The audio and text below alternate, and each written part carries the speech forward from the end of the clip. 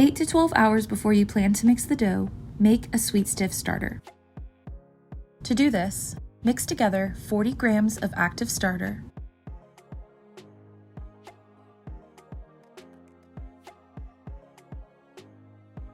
40 grams of filtered water,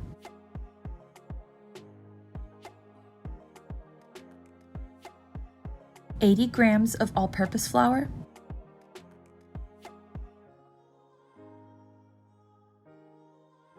and 10 grams of white granulated sugar. Use your hands, if necessary, to incorporate all the ingredients.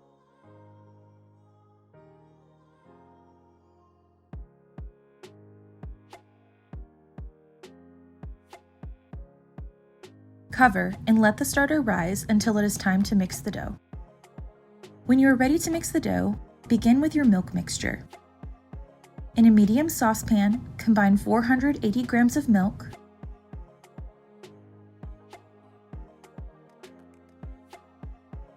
(120 grams of sugar,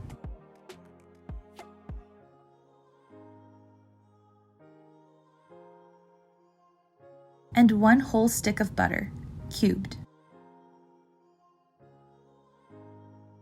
Heat the mixture over medium heat until the butter is partially melted and the mixture temps around 100 degrees Fahrenheit.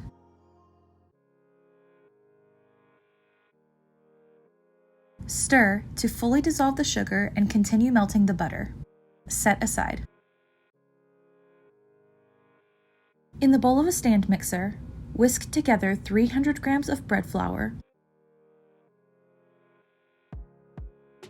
300 grams of all-purpose flour, and 10 grams of salt.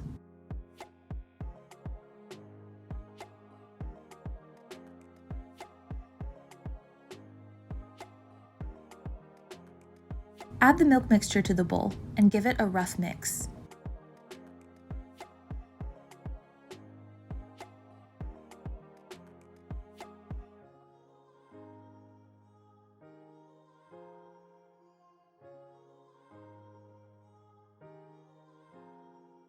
Finally, add all of the sweet stiff starter.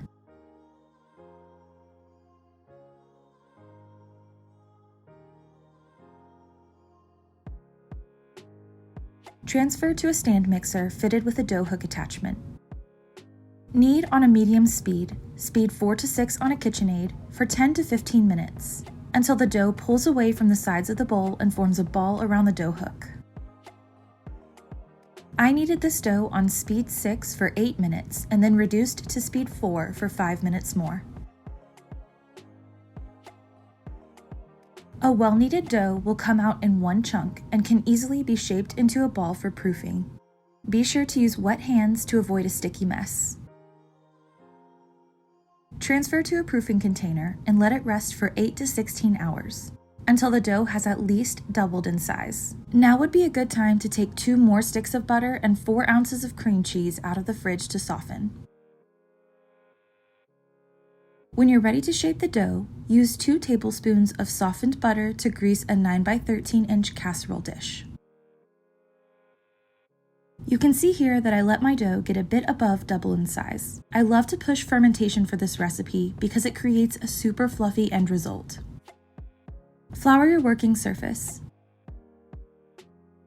Turn your dough out and roll it into about a 1/2 inch thick rectangle.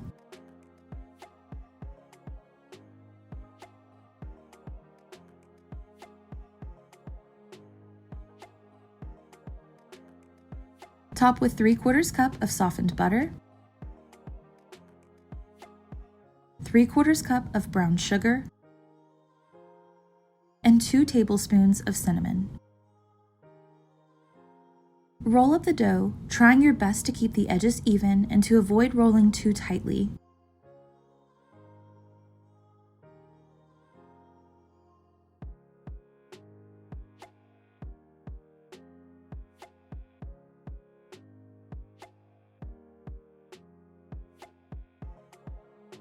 To make my cinnamon rolls even, I like to cut off the ends. These can be discarded or saved and fried up for a tasty treat.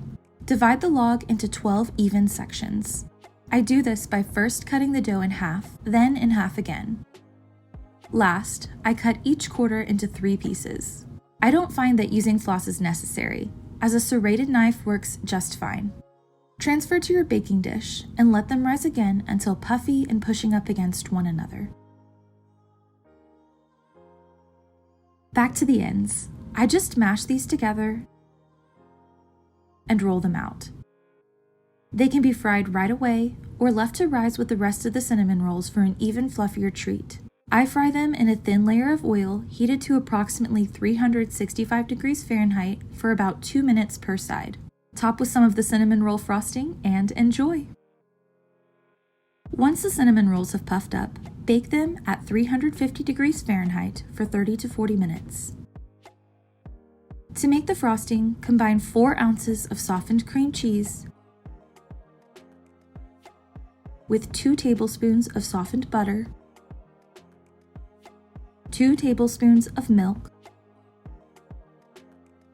1 teaspoon of vanilla, and 1 cup of powdered sugar in a food processor. Process for 30 to 60 seconds until smooth.